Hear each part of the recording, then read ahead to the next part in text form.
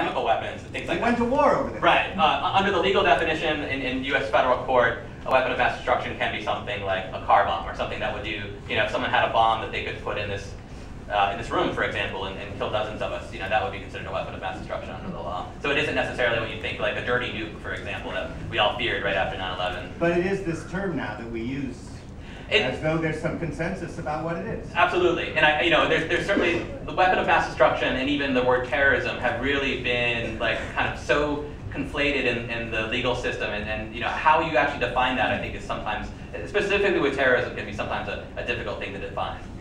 Yes. I wanted to ask, are there women working at the FBI in equal numbers, and is there a memorandum on getting gender equity in FBI roles? And then also, second question, what kind of medical oversight will preclude someone with a history of mental illness or disturbed thinking who needs to be diverted to medical care be able to intervene in a medical issue?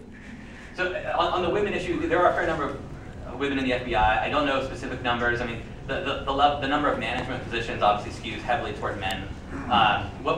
The FBI has had less trouble recruiting women than it has, for example, recruiting Muslim FBI agents. There's still very few Muslim FBI agents, but there are a fair number of women. I can say just anecdotally, most of the cases I've researched usually involve a male case agent, but I can't tell you the exact percentage. That is something that the FBI does release every year as part of its annual report, the breakdown of men and women.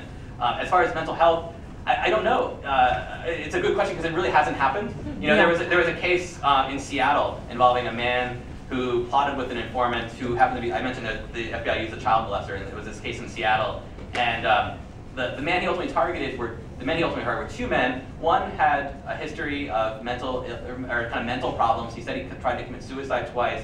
As a teenager, he talked about how he huffed gas all the time. And then the other one, which is the more tragic, is a guy who had schizoaffective disorder, which means that he has trouble distinguishing between reality and fantasy, and always relied on others to kind of help him make that call, what's real and what's fake. And the FBI target, the FBI informant, ultimately led him in a plot to, they were going to attack with rifles a military recruiting station outside Seattle. And in that case, the judge didn't want to hear mental illness as part of the defense, and he ultimately pleaded guilty, and I think he's serving 15 years in prison. But I think that's it's kind of the ultimate example of someone who is suggestible, right? This is a man who couldn't distinguish reality from fantasy, and an informant is telling him what to do, and ultimately he's convicted on terrorism. If the medical community is aware that this kind of thing is going on, don't they have a responsibility under the Hippocratic Oath to get involved with the FBI's conduct? Yeah, I would think so. I don't know. Yeah. I think this is another part of the story of many of these men, I believe, may have mental illness but haven't been diagnosed. For example, there's this case in Tampa involving a man who plotted to bomb a bar in Tampa, and there's YouTube videos of him, ranting. And just, I'm not a psychologist, but he looks pretty crazy to me. And I think that's a case where some of these men, if they're not diagnosed as mentally ill, they may be right on that cusp. But I think, and this isn't my area of expertise as far as mental illness, but I get.